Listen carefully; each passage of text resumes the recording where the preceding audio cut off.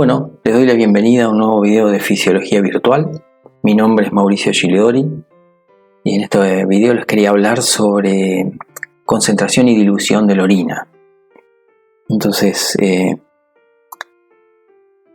vamos a ver, antes de empezar un poco la estructura renal, cómo es la estructura. Entonces, fíjense que tenemos una corteza que era isosmolar y una médula que es hiperosmolar, y dos tipos básicos de nefronas: la cortical, que entra muy poco en la médula, y la yuxtamedular, que es una neurona que tiene una asa más larga que se profundiza en la médula y que es la que le da la particularidad de poder concentrar la orina. Dependiendo de la especie varía la proporción que hay, sobre todo de nefronas yuxtamedulares. Las especies que evolucionaron en lugares donde el agua era más escasa, como podrían ser zonas desérticas, tienen más cantidad de estas nefronas yuxtamedulares, ¿no? Los que evolucionaron en lugares donde el agua era abundante, como podría ser cerca de lagunas o ríos, tienen menos cantidad de nefronas de estas yuxtamedulares, concentran menos la orina. Y la otra característica que tiene, entonces, no solo que la médula renal, el intersticio de la médula renal es más concentrado que el de la corteza, sino que la irrigación también. La corteza está muy irrigada, pero la médula no. En este caso, fíjense que tienen la presión de oxígeno de alrededor de 70 milímetros de mercurio en la corteza a unos 10 milímetros de mercurio en las capas más profundas de la médula. Entonces, el intersticio medular es hiperosmolar y está muy poco perfundido, ¿no? Muy poco irrigado. Y lo que les decía de la osmolaridad, fíjense que la corteza es isosmolar con relación al plasma o al líquido extracelular, y la médula es hiperosmolar. Varía con la especie, pero digamos, nosotros en las personas alrededor de 1200, 1400, lo mismo que podría ser en un perro, pero en un gato es 3400, se concentra mucho más la orina, ¿no? Y entonces ese grado de hiperosmolaridad en la médula varía con la especie. Entonces, digamos, ¿cómo se regula la osmolaridad y qué rol desempeñan los riñones? Entonces, cuando aumenta la osmolaridad, hay osmoreceptores que lo detectan, están acoplados a un sistema CEDA-DH o centro osmorregulador. Y el centro lo que hace es estimula la sed, por un lado, para ingerir agua y disminuir la osmolaridad, y por otro secreta hormona antidiurética, que lo que hace la hormona antidiurética es retener agua, disminuir la excreción de agua libre de solutos. Junto con el agua que ingresa de bebida, lo que van a hacer es disminuir la osmolaridad del medio interno del organismo, y eso no estimula al osmorreceptor, ¿no? Entonces, ¿qué porcentaje del volumen de agua filtrada se reabsorbe en las nefronas? Fíjense que en el túbulo proximal se reabsorbe un 70% aproximadamente, en el asa de Henle un 10%, y en los túbulos distales y conductos colectores un 19%. Un 1% o menos pasa a formar parte de la orina. Y esa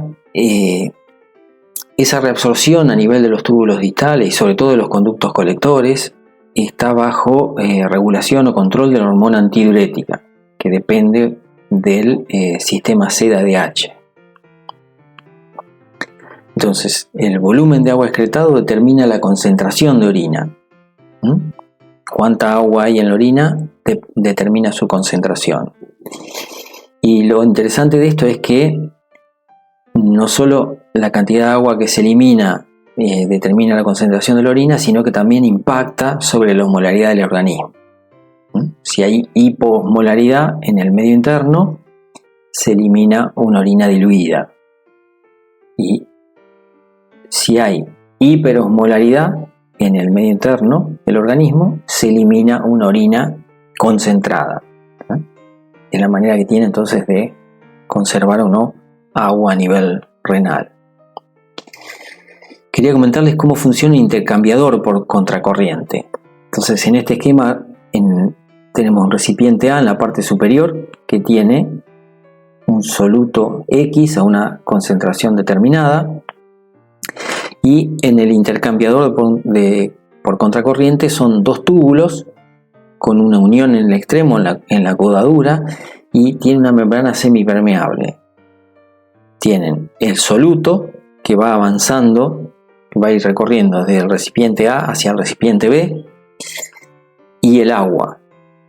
Pero fíjense que la membrana esa es permeable al agua, pero no al soluto. Esto hace que a medida que se aproxima hacia la codadura, la unión de los dos tubos, la concentración de solutos aumenta, pero cuando vuelve circulando desde la codadura hacia el recipiente B, como va recibiendo agua, la concentración de ese soluto X disminuye. Por tanto, cuando llega al recipiente B, la concentración de solutos es similar a la del recipiente A. Ese es así funciona un intercambiador por contracorriente. Entonces, ya volviendo al riñón, vamos a ver cómo es la permeabilidad tubular para la urea. Fíjense, en este caso tenemos en el túbulo proximal, y fíjense que parte de la rama ascendente de Henle, en la raza gruesa de Henle, y el colector, sobre todo el colector cortical, son impermeables a la urea. No hay transportadores para la urea ahí. Pero el colector medular sí es permeable a la urea, tiene transportadores de urea o canales de urea, entonces la urea recircula, se concentra en el intersticio. Ahora vamos a ver cómo es la permeabilidad tubular para el agua. Fíjense, en la medida que desciende el líquido tubular por el túbulo proximal y después el asa descendente de Henle, se va reabsorbiendo agua, va perdiendo agua, entonces el túbulo se va concentrando porque va ingresando a una médula, al intersticio medular, que es hiperosmolar. Toda esta fracción, la rama ascendente, tanto fina como gruesa, y los conductos colectores son impermeables al agua. Impermeables al agua. La permeabilidad en el conducto colector depende fundamentalmente de la presencia de hormona antidiurética. Ese sería el efecto de la hormona antidiurética a nivel de los colectores, sobre todo medulares. Ahora vamos a ver cómo se produce orina diluida, y en este esquema tienen en rojo a la izquierda los vasos rectos y a la derecha parte de la nefrona, Entonces fíjense que en la medida que el vaso recto desciende hacia la médula, va ganando cloruro de sodio para equiparar concentración con el intersticio, que es cada vez más hiperosmolar, y va perdiendo agua. Cuando sube de vuelta hacia la corteza, va ganando agua y perdiendo cloruro de sodio. Entonces, estos vasos rectos funcionan como ese intercambiador de contracorriente que les decía recién, Ahora vamos a ver qué es lo que va pasando con el líquido tubular. El filtrado tiene un 300 milosmoles, o sea, tiene la misma concentración que el líquido extracelular. Y en la medida que va descendiendo hacia la médula por el asa descendente fina, pierde agua, entonces se va concentrando. Cuando empieza a ascender por la rama fina de Henle, ya es impermeable al agua, pero pierde cloruro de sodio, pierde sal, entonces va bajando su concentración en la medida que va ascendiendo hacia la corteza. En la rama gruesa de Henle, o el segmento dilutor, tenemos los cotransportadores estos de cloro, sodio, potasio, sodio, potasio, cloro, que lo que van a hacer es diluir el líquido tubular, por eso se lo llama segmento dilutor. Acuérdense que también teníamos la recirculación de la urea a nivel de los conductos medulares, colectores medulares. Toda esta parte de la rama gruesa ascendente, delgada ascendente, la gruesa ascendente y los conductos colectores tanto cortical como medular, impermeables al agua. Entonces se diluye el líquido tubular y se elimina orina diluida. Si no hay presencia de hormona antidiurética o si la concentración de la hormona antidiurética es baja, se elimina orina diluida. Entonces, la concentración, acuérdense, la concentración de la hormona antidiurética dependía de la osmolaridad del líquido extracelular. Y la determinaba entonces el sistema CEDA-DH o centro osmorregulador. Ahora vamos a ver cómo se produce orina concentrada. De vuelta en este esquema tenemos en la izquierda el vaso recto, que el vaso recto entonces iba ganando concentración en la sangre porque captaba sodio y perdía agua a la medida que iba ingresando hacia la médula. Cuando va saliendo de la médula hace lo inverso, capta agua y cede cloruro de sodio. Por eso funciona entonces como un intercambiador por contracorriente. Ahora fíjense qué es lo que va pasando con el líquido tubular. Se filtra con 300 milosmoles por kilo. El asa descendente fina pierde agua, entonces llega a nivel de la codadura con la misma concentración que hay en el intersticio, en este esquema 1400 milosmoles por kilo. La rama ascendente, fina y gruesa, con los conductos colectores tanto cortical como medular, impermeable al agua, entonces pierde cloruro de sodio, se empieza a ir diluyendo el líquido. Después tenemos el cotransportador sodio-potasio con 2 cloros. El líquido tubular se diluye. Tenemos la recirculación de la urea. Pero fíjense, cuando la osmolaridad del medio interno del organismo es elevada, hiperosmolaridad, el sistema CEDA-DH se estimula y se produce secreción de hormona antidiurética. La hormona antidiurética lo que va a hacer es generar la expresión de acuaporinas o de canales de agua. Entonces el agua tubular sale hacia el intersticio, que está hiperconcentrado, que es hiperosmolar. Entonces se equiparan la concentración del líquido tubular con la del intersticio medular y así se elimina una orina concentrada. La eliminación de orina concentrada entonces depende sí o sí de que haya altas concentraciones de hormona antidiurética, porque es la que genera los canales, la expresión de los canales estos de agua o de acuaporinas 2 en los conductos colectores. Entonces dejan de ser impermeables al agua, pasan a ser permeables, se equiparan las concentraciones entre la luz tubular y el intersticio y se elimina poco volumen de una orina concentrada. Entonces, ¿cuáles son las funciones de la hormona antidiurética o de la vasopresina o de la DH? Promueve la expresión de cotransportadores sodio-potasio-cloro en el segmento dilutor, transportadores de urea en el conducto colector medular y acuaporinas 2, canales de agua, en la membrana apical del conducto colector, sobre todo a nivel medular. ¿Y esto qué es lo que hace?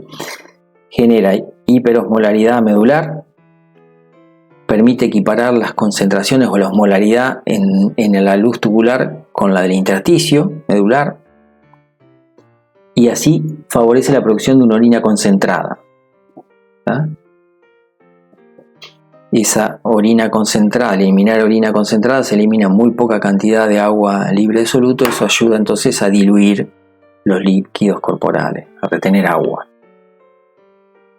Entonces fíjense qué efecto tiene, por ejemplo, la hormona antidiurética sobre el balance hídrico en humanos, Y en este caso tienen el volumen de filtrado glomerular en mililitros por minuto, la orina en litros por día, qué porcentaje de agua se reabsorbe, qué osmolaridad tiene la orina y cómo es el balance hídrico en litros por día, con una orina isotónica, cuando el organismo está bien hidratado, digamos. Fíjense, El volumen de filtrado glomerular 125 mililitros por minuto, 2,4 litros de orina por día. Se reabsorbe el 98,7% del agua filtrada. La osmolaridad de la orina 290 milimoles por kilo. Y el balance hídrico en ese caso es 0. Esto podría ser para una persona de 70 kilos. Cuando la concentración de ADH es máxima, o sea, el centro C de ADH está súper activo, hay que retener agua porque hay aumento de osmolaridad. Fíjense, el volumen de filtrado glomerular sigue siendo igual, 125 mililitros por minuto, pero en este caso se produce medio litro de orina por día. Va a ver que es una orina muy concentrada con poco volumen. Se reabsorbe el 99,7% del agua. La osmolaridad de la orina es máxima en este caso, 1400 milimoles por kilo. Y el balance hídrico, fíjense, 1,9 litros por día. O sea, prácticamente genera una ganancia de 2 litros por día. Ahora vamos a ver qué sucede cuando el sistema C de ADH no funciona, digamos, cuando hay una situación, por ejemplo, de diabetes insípida. Fíjense, de vuelta, el volumen de filtrado glomerular es el mismo, 125 mililitros por minuto. Fíjense cuántos litros de orina se producen por día, 23,3 litros por día. Se reabsorbe el 87,1%. La osmolaridad de la orina, bajísima, 30, 10 veces más diluida que el medio interno, que es de alrededor de 300 milimoles por kilo.